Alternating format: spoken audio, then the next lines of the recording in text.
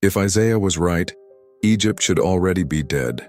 The Nile is the longest river on Earth, 6,650 kilometers, cutting through 11 countries, flowing north through the Sahara into the Mediterranean. For 5,000 years, this single river has kept Egypt alive. 97% of Egypt's water comes from the Nile. Not most of it, almost all of it. Without the Nile, Egypt is desert. Without the Nile, there is no agriculture. Without the Nile, 110 million people have no water. But there is a text, written 2,700 years ago, that says something very specific about this river. Isaiah chapter 19, verses 5 through 7. The waters of the river will dry up, and the riverbed will be parched and dry. The canals will stink. The streams of Egypt will dwindle and dry up. Everything sown along the Nile will wither, blow away, and be no more. For 2,700 years, this seemed impossible. The Nile had never failed. The Nile could never fail. But in September 2025, Africa's largest dam became fully operational. It sits upstream, in Ethiopia. It controls the flow of the Blue Nile, and the Blue Nile provides 80% of Egypt's water. Either Isaiah was describing ancient poetry, or he was describing something that has only now become possible.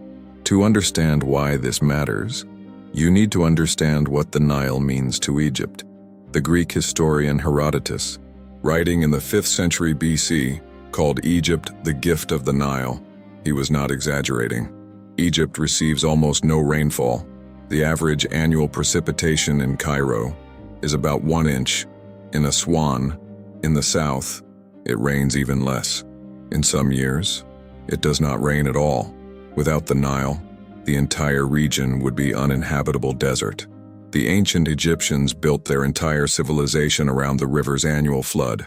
Every year, between June and September, the Nile would overflow its banks. The floodwaters carried nutrient-rich silt from the Ethiopian highlands. This silt deposited across the farmland, creating some of the most fertile soil in the ancient world. The Egyptians called this black soil Kemet, the Black Land. It gave Egypt its ancient name. The Egyptians divided their calendar into 3 seasons, all based on the Nile. Akhet, the season of flooding; Peret, the season of planting; Shemu, the season of harvest. Their gods reflected this dependence. Hapi was the god of the annual flood. Osiris, the god of resurrection, was depicted with black skin, the color of Nile silt. Every pyramid was built on the Nile's west bank. Every temple required access to the river. Every city depended on it.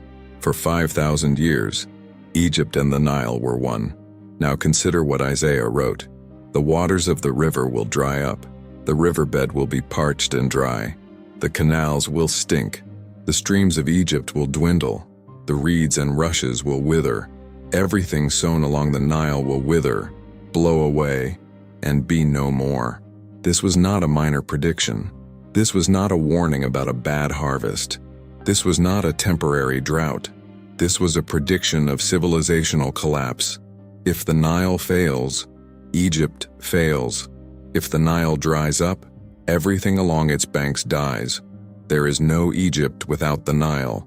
There never has been. For most of history, this prophecy seemed impossible. The Nile had flooded reliably for thousands of years. The Nile had never stopped. The Nile could not stop. It was fed by sources deep in Africa, sources no enemy could reach. It was protected by geography, by distance, by the sheer scale of its watershed. But Isaiah did not say when this would happen. He did not say how. He did not say what would cause it. He only said, it would happen. And for 2,700 years, the world waited. In 1970, Egypt completed the Aswan High Dam. This massive structure, one of the largest dams in the world, changed the Nile forever. The annual flooding stopped. The river was controlled. The silt that had fertilized Egypt for millennia now accumulates behind the dam. Some scholars saw this as a partial fulfillment of Isaiah's words. The natural cycle of the river had been disrupted. The traditional flooding had ended. The fertility that once came automatically now required artificial intervention. But the dam also provided benefits: hydroelectric power, controlled irrigation, protection from catastrophic floods. Egypt traded one reality for another. The river still flowed. The water still came. The prophecy remained incomplete. Then came Ethiopia. In 2011, while Egypt was distracted by the Arab Spring, while Hosni Mubarak was being overthrown, Ethiopia began construction on a new dam, the Grand Ethiopian Renaissance Dam, GERD, Africa's largest hydroelectric project, costing approximately $5 billion, funded entirely by the Ethiopian people through bonds and donations. The dam sits on the Blue Nile in Ethiopia's western Benishangul Gumuz region, just 14 kilometers from the Sudanese border. This location is critical. The Blue Nile provides approximately 80% of the water that flows into Egypt. Most of Egypt's water originates in the Ethiopian highlands. For decades, Egypt had treaties that guaranteed its share of Nile water: the 1929 Anglo-Egyptian Treaty, the 1959 agreement with Sudan. These treaties allocated 55.5 billion cubic meters annually to Egypt, but Ethiopia was never a party to these agreements. Ethiopia never signed. Ethiopia never agreed. Ethiopia considers these colonial-era treaties invalid. Now Ethiopia has built a dam capable of holding 74 billion cubic meters of water. That is more than Egypt's entire annual allocation. More than one full year's worth of water, stored in a reservoir upstream. And on September 9, 2025, the dam was officially inaugurated. All 13 turbines became operational. Africa's largest hydroelectric plant, fully online. The balance of power on the Nile permanently changed. The situation is now unprecedented. For the first time in history, a nation upstream controls the majority of Egypt's water supply, and there is no binding agreement on how that water will be released. Egyptian experts have calculated the scenarios. If the GERD reservoir fills during a drought, Egypt could lose 20 to 34% of its water flow. That would mean an estimated 33% loss of agricultural land per year. For a country where 90% of the population lives along the Nile, this is existential. Egypt is already water scarce. The country faces an annual water deficit of approximately 54 billion cubic meters. The gap between what Egypt has and what Egypt needs grows every year. The United Nations categorized Egypt as approaching absolute water crisis by 2025. This is not speculation. This is the UN's assessment, published before the dam was completed. Egyptian President Abdel Fattah el-Sisi warned in 2021, "No one can take a drop from Egypt's water.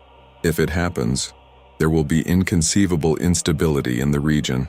Egypt's foreign minister called the Nile a matter of existence, not subject to compromise.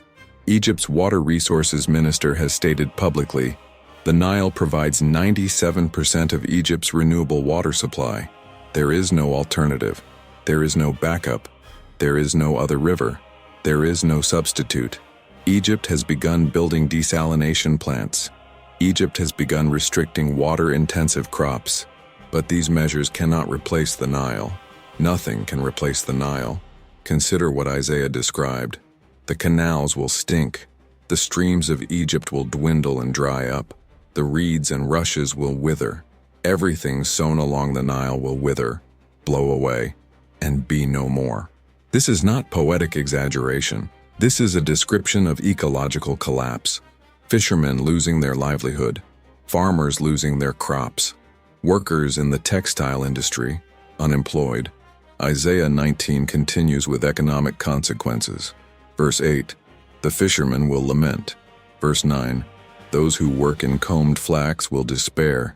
Verse 10, "All wage earners will be sick at heart." This is a portrait of total economic disruption, triggered by the failure of the river. Let us be precise about what is known and what is not. The Nile has not dried up.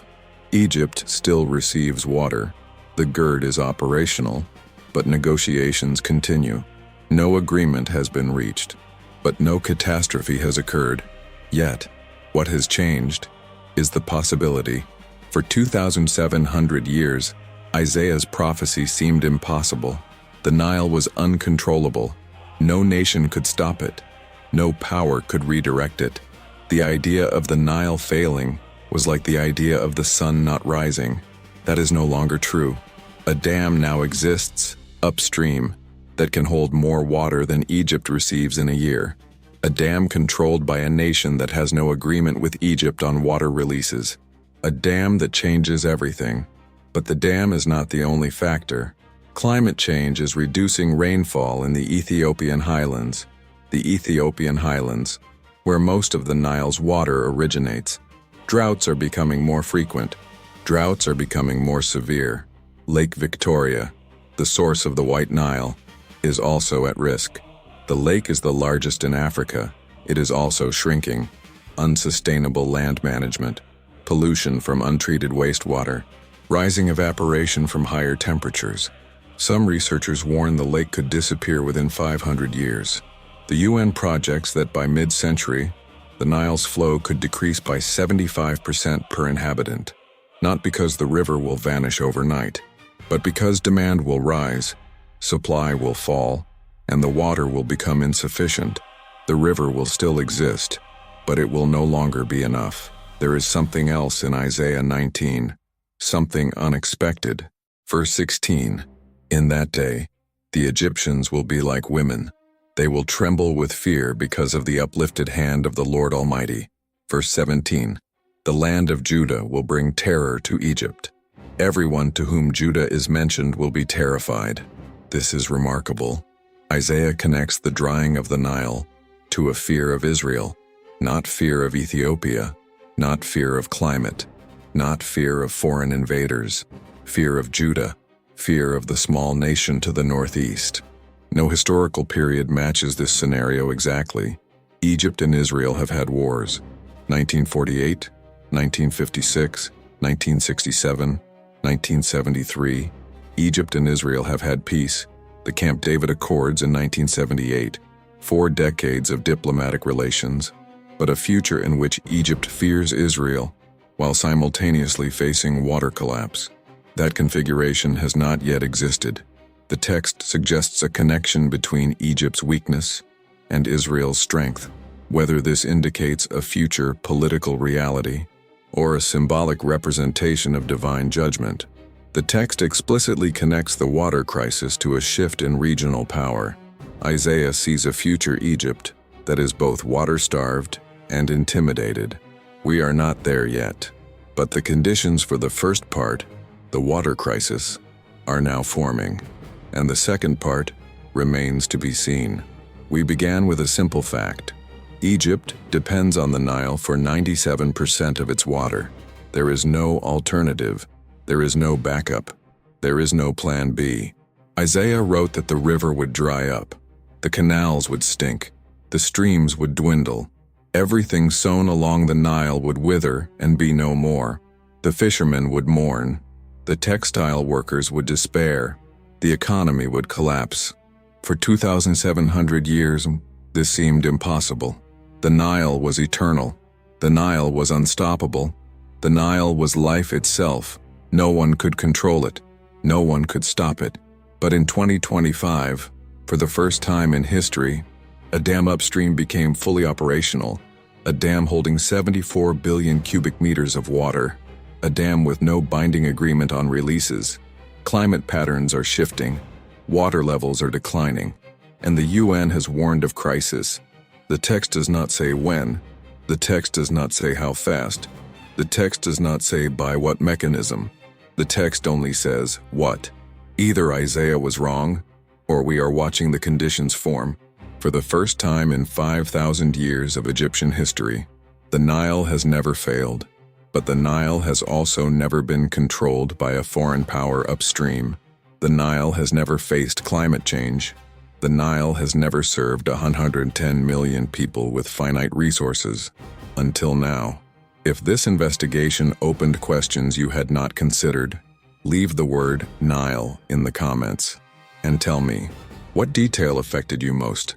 The 97% dependency, the 74 billion cubic meter reservoir, the timing of 2025, or the connection Isaiah makes between the water and the fear?